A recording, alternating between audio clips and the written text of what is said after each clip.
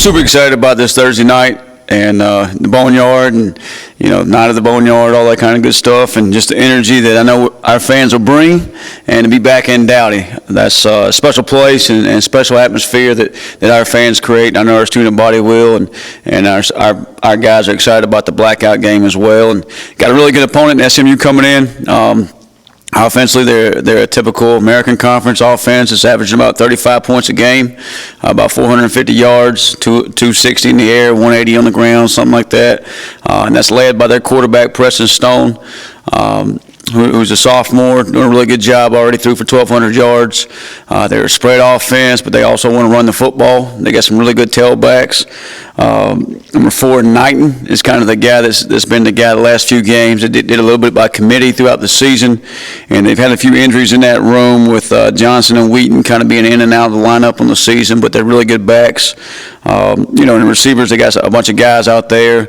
12, Bailey is kind of the guy that stands out. I think he leads them with 17 catches. The tight end's a very good athlete. He's got 15 catches as well. And then a guy they kind of try to highlight at times is number 13, Daniels, who is a reverse or put him in the backfield, hand the ball out to him, or just catch him in the screen game. So a bunch of offensive weapons, but our guys are excited about the challenge and ready for Thursday night.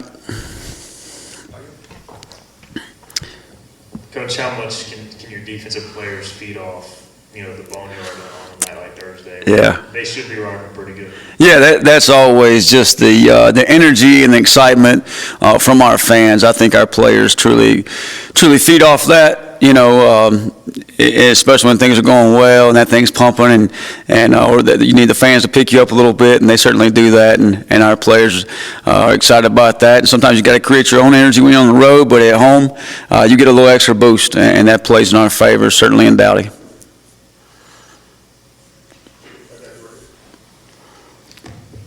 How much does coming off playing Rice, who kind of had some similar weapons on offense, receiver, you guys really had to pay attention to, and just kind of go hand in hand with this week? Yeah, I think these guys, doesn't matter if they put 9 out there, 3 out there, 5 out there, 1 out there. And most of them are all transfers from Miami, Arizona State, different places. But they're all really good receivers, all very talented. Can run, get up and down the field, catch the football contested. The tight end's a really good player, so you can't just focus on one guy or one back. You got to make sure you do a good job with all those guys. And then at the same time, the quarterback, you'll see him scramble and look, keep the play alive, look down the field. I think that's something we hadn't seen in a few weeks. He'll scramble, you see him against Oklahoma, he gets 25 yards deep and gets back to the line of scrimmage and completes the ball down the field. So he does a good job about keeping the play alive. Coach, over the last few weeks, it seems like each game y'all have gotten deeper and deeper and more guys have seen the field. How has that helped with the stamina, both on game days and just kind of day in and day out of the year when guys are banged up? Yeah, I thought early in the season we played really well, and in the fourth quarter I thought maybe get a little tired. So last few weeks try to play a few more guys. You've seen Sam Dank out there, you've seen Josiah Robinson out there, you've seen some those type of guys that have really picked us up, gave us a boost of rushing the passer, getting pressure on him. I know it doesn't show up in the sack category, but definitely getting a face in the quarterback helps out and lowers that completion percentage and just makes him scramble around and move around a little bit, so it's helped there. But I think overall too, we've been able the last week or so with the bye week is rep some young guys and guys that are coming along, so you may see more of that. And it's also promising for the future of those guys that are getting those reps, and you're seeing, hey, just in the linebacker room alone, like, hey, those guys are going to be really good players, and once they kind of learn fully the system, and they're learning every single day and get more familiar and comfortable with it, but there's still a few things on third down we're doing that they're not quite comfortable with, but you can tell they're very talented. Coach talked about this is kind of similar to Gardner-Webb style offense, Yep. maybe even faster. And, you guys, like you said, in the fourth quarter, giving up some big plays because maybe some tired things happen mentally or Right. How do you combat that when you're going to be in track meet style? Yeah, Coach Lashley, who is, He played high school for Gus Malazan. He played at Arkansas for Coach Malazan, and obviously coached for him a while, so he's got that background to him. He also was the OC for Sonny Dykes there at SMU before he went to Miami, so he's got that background to him. So you're going to see a high-paced tempo offense. They're going to snap the ball, 30, 32 seconds on the play clock. We always talk to our guys about the best way to slow a tempo team down is put them in negative situations or stop them for a loss. Now they're 2nd and 10 or 3rd and 10. They have to slow down, take their time, and can't go as fast, especially if they don't convert a first down. So that's when they're really fast. So we got to do a good job defensively, taking care of us. Our guys up front will do a really good job of when they sub, we sub, try to get fresh bodies on the field. That also has the officials hold the clock for a few extra seconds there to kind of catch our breath. So we got to make sure we're doing, taking advantage of those things from a schematic and from a strategic standpoint.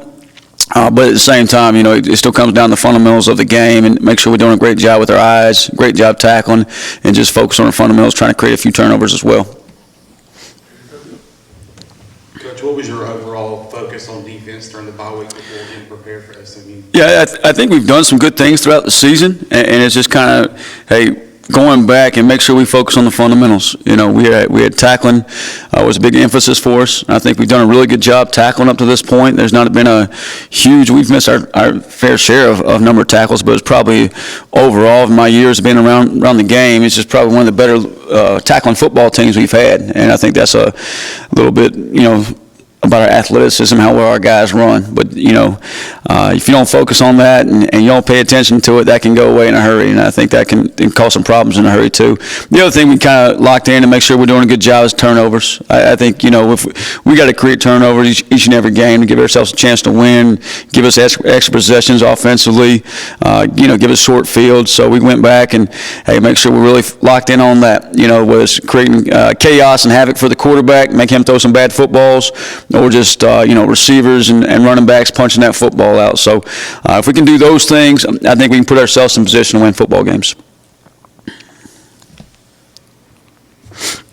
I've been to ask you a few times now, but keep forgetting. Mike Edwards has had a really good season for you.